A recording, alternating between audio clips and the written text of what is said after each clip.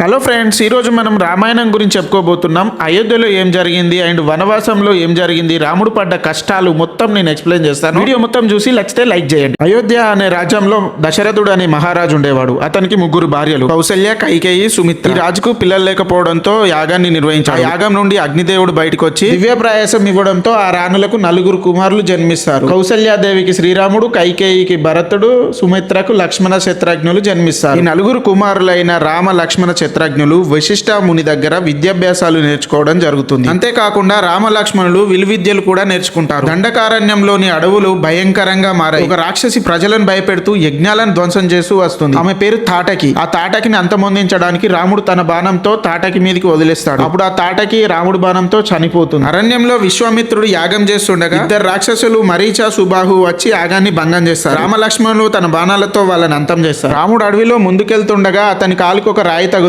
ఆ రాయి శాపంలో ఉన్న అహల్యాదేవి రాముని కాలు తాగడంతో ఆమెకు విముక్తి చెందుతుంది. రాముడు స్వయంవరంలో శివధనుస్సు ఎత్తి ఇరిచడం జరిగింది. అప్పుడు సీతాదేవి మాలతో వచ్చి రాముని మెడలో వేసింది. దీనివల్ల సీతారాములకు కళ్యాణం జరిగింది. పరశురాముడు కోపంతో అక్కడికి వచ్చి శివధనుస్సు ఎవరు ఇచ్చారని ఆగ్రహం చెందాడు. శ్రీరాముడు ఆ ధనస్సు లేపి దానికి తీగను కట్టడం ఇతడు సామాన్యమైన వ్యక్తి కాదని చెప్పి వెళ్ళాడు. రాముని పట్టాభిషేకం అని ఊరేగింపు జరుగుతుంది. మంతర అనే దాసి కైకేయి దగ్గరికి వచ్చి రాముడి పట్టాభిషేకం జరిగితే నీ కొడుకు పరిస్థితి ఏంటని అడిగింది. అప్పుడు కైకేయి దశరథుని దగ్గరికి వచ్చి తన రెండు కోరికలు తీర్చమంది. ఒకటి రాముడి వనవాసం, రెండు భరతునికి రాజ్యం ఇవ్వాలి. రాముడు వనవాసానికి వెళ్తాడు. అది తెలుసుకున్న భరతుడు రాముడి దగ్గరికి వెళ్లి కాళ్ళపైన పడి తనని అయోధ్యకు రమ్మని అడుగుతాడు. తండ్రి మాటే ధర్మం అని చెప్పి రానంటాడు. భరతుడు రాముని చెప్పులు తీసుకుని మీరు వచ్చేదాకా ఇవి ప్రతినిధిగా భావిస్తానని వెళ్తాడు. తర్వాత శూర్పణఖ రాముని దగ్గరకు వచ్చి తనను పెళ్లి చేసుకోమంటాడు. అతను లక్ష్మణ్ దగ్గరకు పంపిస్తాడు. లక్ష్మణ్ తన ముక్కు చెవులు కోసి పంపిస్తాడు. అప్పుడే అక్కడ బంగారు లేడి ప్రత్యక్షం అవుతుంది. అది చూసిన సీత కావాలని రాముని కోరడంతో దానితో వేటకు వెళ్తాడు. రాముడు దానికి బాణాలు వేసుడుతో బంగారు లేడి కాదు, రావణాసురుడు పంపించిన మాయలేడి. లక్ష్మణ సీత అని అరవడంతో లక్ష్మణుడు సీతకు లక్ష్మణ రేఖ గీసి రాముని దగ్గరికి వెళ్తాడు. అప్పుడు రావణాసురుడు వచ్చి భవతి బిచ్చాందేహి అని చెప్పి సీతను భూమితో పాటు లంకకి తీసుకొని వెళ్తాడు. అది తీసుకెళ్లే ప్రయత్నంలో అక్కడ ఒక పక్షి అడ్డం వస్తుంది. ఆ పక్షిని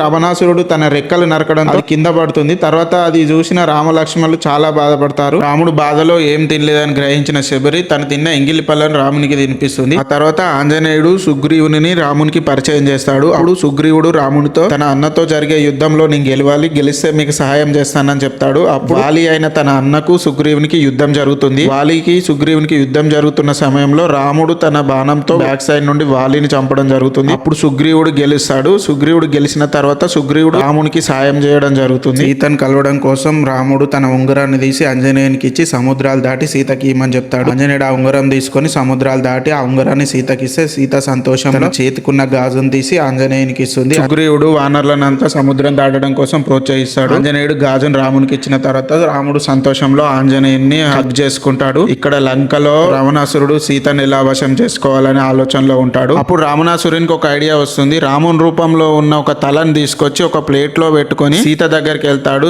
ప్లేట్ లో ఉన్న రాముని తలను చూసి చాలా బాధపడుతుంది. అయినా రావణాసురుని కోరికలను అంగీకరించదు. రాముడు లంకకు వస్తాడు. ఇప్పుడు యుద్ధం జరుగుతుంది. ఈ యుద్ధంలో లక్ష్మణుని నాగమంత్రంతో బంధించడం జరుగుతుంది. నాగమంత్రంతో బంధించబడిన లక్ష్మణుడు లేవడు, స్పృహలో కోల్పోతాడు. అతను లేవాలంటే సంజీవని అవసరం ఉంటుంది. ఆ సంజీవని కోసం ఆంజనేయుడు వెళ్ళి అది దొరకకపోవడంతో సంజీవని పర్వతాన్ని తీసుకొస్తాడు. ఆ తర్వాత యుద్ధం కోసం అని కుంభకరుణ్ణి లేపుతారు. కుంభకరుణుడు కుంభాలు తింటాడు కానీ లేవడు. చాలా సౌండ్లు చేసి లేపుతారు. యుద్ధం అయితే స్టార్ట్ అవుతుంది. రావణాసురుడికి రాముడికి యుద్ధం స్టార్ట్ అవుతుంది. ఈ యుద్ధంలో రావణాసురుడిని రాముడు చంపడం జరుగుతుంది. రావణాసురుడు చనిపోయిన తర్వాత లంకకు విభీషణుడు పట్టాభిషేకం తీసుకుంటాడు. విభీషణుడు పట్టాభిషేకం అయిన తర్వాత రాముడు సీతను కలుస్తాడు. రాముడు సీతను అనుమానించడంతో సీత అగ్నిలోకి దూకుతుంది. అగ్నిలోకి దిగిన సీత పవిత్రతను కాపాడుకోవడంతో సీతను రాముడు తీసుకొని పుష్పక విమానం ఎక్కి అయోధ్యకు వెళ్లడం జరుగుతుంది. ఈ పుష్పక విమానంలో అయోధ్య వెళ్లిన తర్వాత రాముడికి రంగరంగ వైభవంగా పట్టాభిషేకం జరుగుతుంది. ఈ పట్టాభిషేకంలో రామ, లక్ష్మణుడు, భరత, శత్రుఘ్నులు అందరూ సంతోషంలో ఉంటారు. ఈ రామాయణం మీకు నచ్చినట్లయితే వీడియోకి లైక్ చేయండి. ఇలాంటి మరిన్ని